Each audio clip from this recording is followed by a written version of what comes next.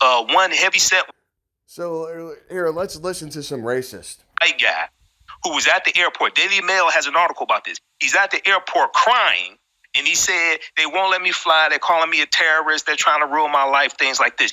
I'm like, you actually thought you could be involved in an insurrection to overthrow the government, interrupt a constitutionally mandated process, then just get back on the plane, fly Southwest Airlines, and go back home and live. Oh, wait a minute, hold up. All them white folks who accosted Senator Mitt Romney at the airport, Delta put all of them on their no-fly list. Good.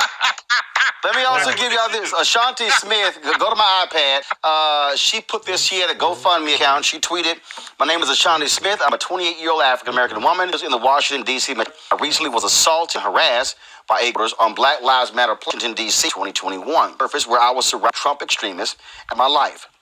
Look like I am, but it does not show my defending my people shoved me, tried to yell racial epithet to remove my. I asked them to stay out of my personal space. They refused. I was afraid of being hurt, being assaulted myself. I'm this along with from my employment, which places ship situation at the asking for support, my legal, and to maintain the that I need to survive during this time. Help is truly a thank you in advance, just so y'all understand how folks have come to her aid.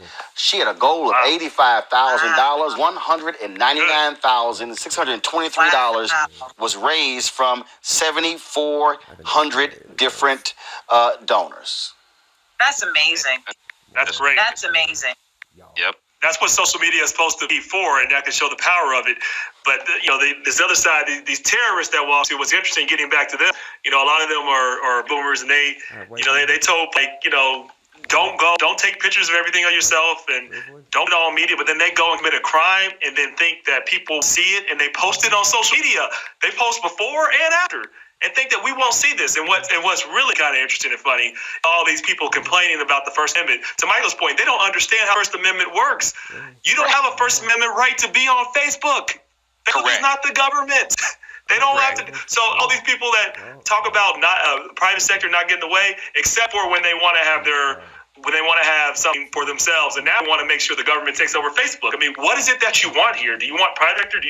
No, you just want to have the country make the rules up for you, by you, and it applies to everybody else but not you. No, that's not how a constitution works. Most people don't understand the Constitution. They say they love America, but it's about something else. Clearly, as others have said, this is about white supremacy. This is about your identity tied to white supremacy and seeing yourself in a order above black people. No, we're in this country together. We're going to keep fighting. We are not going back, period. Let's video here. Remember the white woman out of Texas who put out that she bred a private jet out of D.C.? The real estate woman? Yeah, her ass got arrested too. Here's her defending herself. Listen to this. Take me as a target, but I do not feel that I did anything wrong. Something noble, and I'm proud of being there. I have no shame to be there. I feel very persecuted, and I feel very misjudged. I don't want them to take me as a target, but I do not feel that I did anything wrong. In fact, come on, y'all. Guess what? I'm feeling judged. I'm feeling persecuted. No, you're not feeling. Well, you are. No, you're not feeling persecuted. Your ass. You are being. No.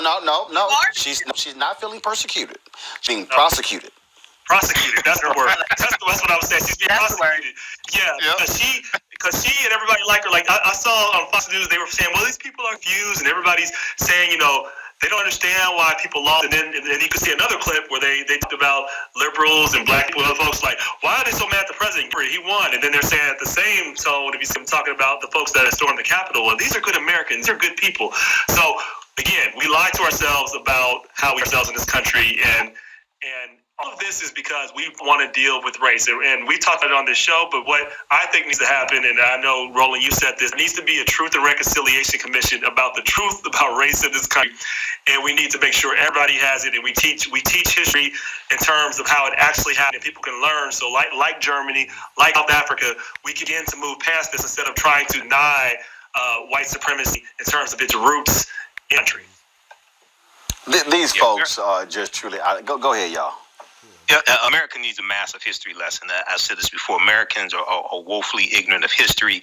And when you research the Daughters of the Confederacy, and how they funded curriculums in the South, textbooks, things like this that pushed this whole lost cause lie and this revisionist history about the Civil War. So we're dealing with the aftermath of this, and also people not understanding American government, civics being taken out of school, people being ignorant of the U.S. Constitution.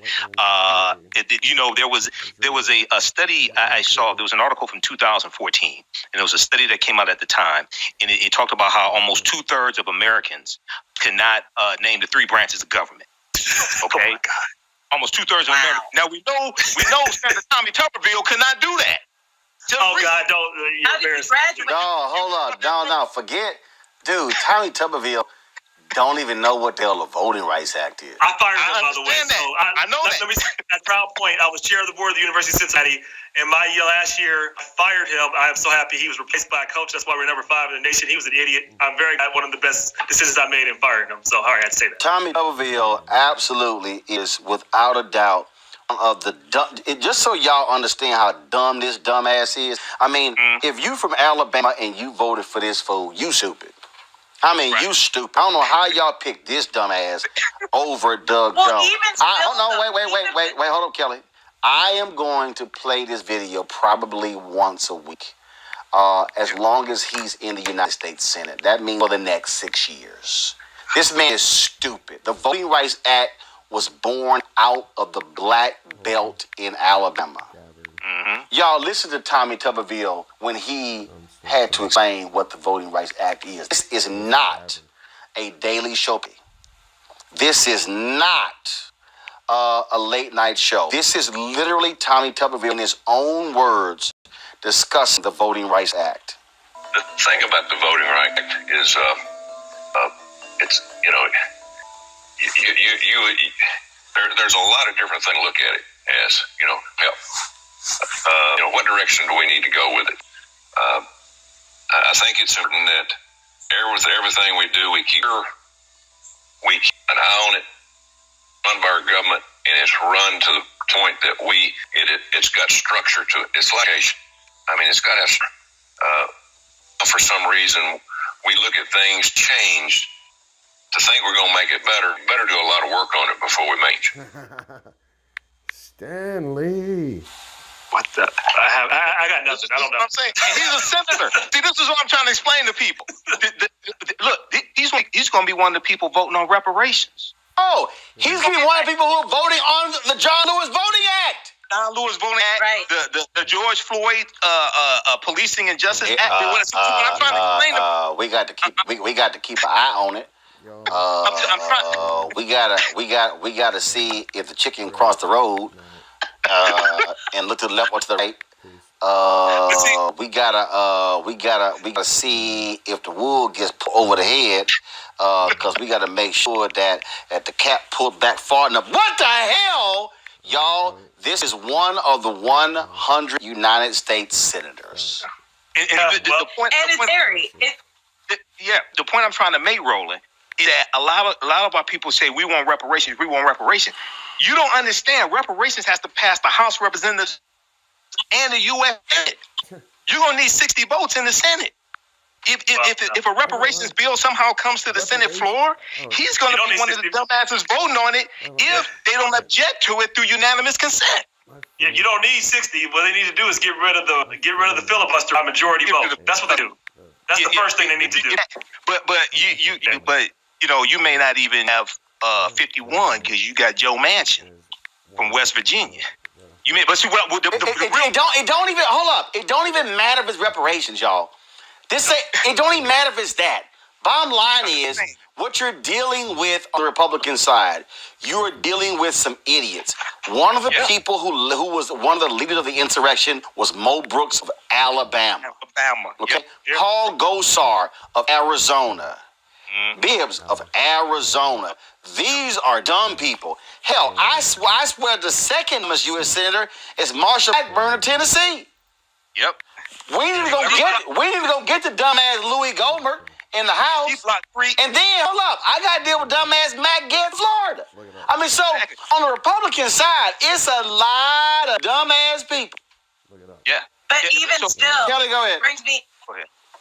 Now, even still, with all of the stupidity that is a part of the Republican Party as of late, tying this back into the original point of the woman who thinks that she did nothing wrong, ignorance does not absolve you of your actions.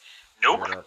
Using Trump as a scapegoat does not absolve you of facing the consequences of your actions. I just love how these grown people, oh my God, they didn't know what they were doing. They were just walking aimlessly. It's like, I don't know, I'm grown. I mean, what? The door is open. Oh, I didn't see them forcibly removing barricades. No, I thought when the guy with the flag was like slamming the cop on his head, he was just trying to get his attention. I mean, that's literally what these people are saying. My point. But that's exactly my point. Willful ignorance does not absolve you of the consequences of beating a police officer upside the head with a flagpole. Stupidity does not absolve you of the consequences of assaulting a federal officer. Stupidity does not absolve you from doing the right thing when you're on the Senate floor. So if I'm done with that shit. Anyways, take care, be safe, be kind, stay strong. Friggin' that's too much damn hate and ignorance.